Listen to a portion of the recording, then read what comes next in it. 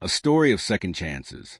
The old world of polite society was crumbling around Elias Thorne, a successful architect in the coastal town of Seabreeze.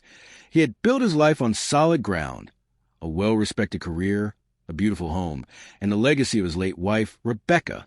But beneath the polished surface, a new foundation was being laid, one built by Maya, a woman who ran a local youth center, and his son, Leo. Maya was not a woman who fit neatly into Elias's past. She was a force of nature, a quiet storm of compassion and strength who had brought joy back into Leo's life. Yet, for some, she was simply the help, a shadow to be tolerated but not acknowledged. This was painfully clear the day Elias's former mother-in-law, a woman named Genevieve, delivered a cutting remark about Maya's place. The words, meant to wound, became the catalyst for a new kind of courage in Elias. He realized that love wasn't about seeking approval. It was about standing firm in the truth. The weeks that followed were a delicate dance. Elias and Maya's relationship deepened. But a silent tension hung in the air, a consequence of the unspoken judgment. The storm of the past had not passed, but they were facing it together. Then one quiet evening, Maya confessed a heavy truth. She was tired of proving her worth. "It's exhausting, carrying the weight of proving you belong," she said. "You shouldn't have to," Elias replied, his heart aching. "I know, but I do, because I chose to love someone who doesn't look like me. Because in some rooms, I am seen as less before I even open my mouth." Elias took her hand, a simple gesture of unwavering support. "To me, you are the woman who reminded me how to breathe again," he said.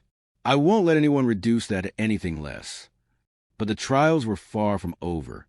A local journalist, inspired by Maya's work, wrote a glowing article about her leadership at the youth center.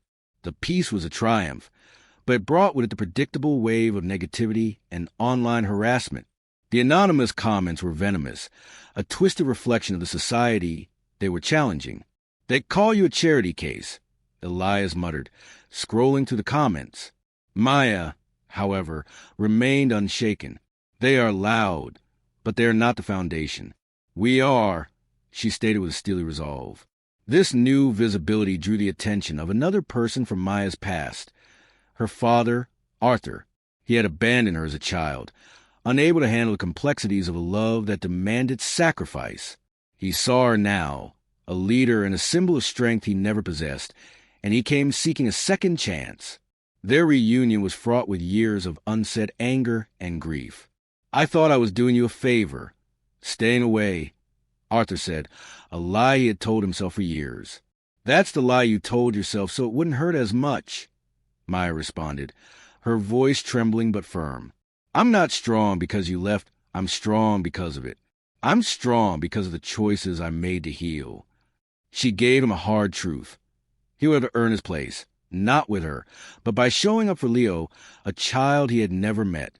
The fight for their future. The public scrutiny intensified, a storm of judgment and jealousy. A business partner warned Elias that his relationship with Maya was rippling through his conservative client base. Elias's anger was a quiet, furious storm within him. He refused to hide the woman he loved for the sake of other people's comfort. Their answer was not to hide, but to stand tall. They attended the annual city gala, a black-tie event of powerful figures. Maya, in a midnight blue gown, was the center of attention. She met condescending remarks with grace and dignity. When a woman asked her what she did, Maya simply smiled and said, "I build bridges between children and their futures." They were challenging the narrative, and the world was beginning to take notice. The next day, a business partner texted Elias, "She's impressive. Maybe I needed to see it for myself." A single victory in a long war. The true test came soon after, in the form of an anonymous call to Child Protective Services.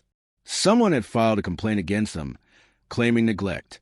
It was a vicious act of retaliation for their visibility. The police visit was terrifying, a violation of their safe space. The complaint was quickly dismissed, but the fear lingered. Then, a chilling anonymous photo arrived on their doorstep. A picture of Maya and Leo at the park, with a message scrawled in red ink, "He's not yours. She's not welcome." This was no longer just judgment. This was a threat. "We have to go public again," Maya said, her voice shaking but firm. We tell our story before someone else writes it for us. She went on a national podcast, a powerful, raw conversation that covered her life, her work, and the threats they had received. It was a brave and honest declaration. I don't want to be a symbol, she said. I just want to be a woman who loved deeply and who refused to shrink for anyone. The response was a flood of support, a testament to the quiet power of truth. A new foundation was forming, not on old grudges, but on shared hope, a legacy of hope. The final battle arrived in the form of a lawsuit. Genevieve, the former mother-in-law, sued Maya for defamation, a desperate attempt to silence her. The community rallied around Maya, creating a legal fund and organizing a protest outside the courthouse. Elias was by her side, not as her lawyer, but as her partner. In the end, the court ruled in Maya's favor. The judge's statement was a powerful rebuke of their accusers, a validation of the right to speak one's lived experience. The victory didn't just close a chapter. It opened a new one. Months passed, and life began to bloom. One morning, Leo proudly announced that his school presentation on heroes was about Maya. Mine makes real people feel safe, he said. It was a simple truth that brought tears to their eyes. Later, they stood together at a groundbreaking ceremony for a new community hub, a dream of Maya's that Elias had helped bring to life. It was a place where a child like Leo will never have to lie about love. They turned the first patch of earth together, a symbol of their shared future. That evening, under a sky full of stars, they lay on a blanket with Leo. Arthur, Maya's father, was there, a respectful distance away. He was slowly trying to mend the broken bridge between them. I miss a lot, he said quietly.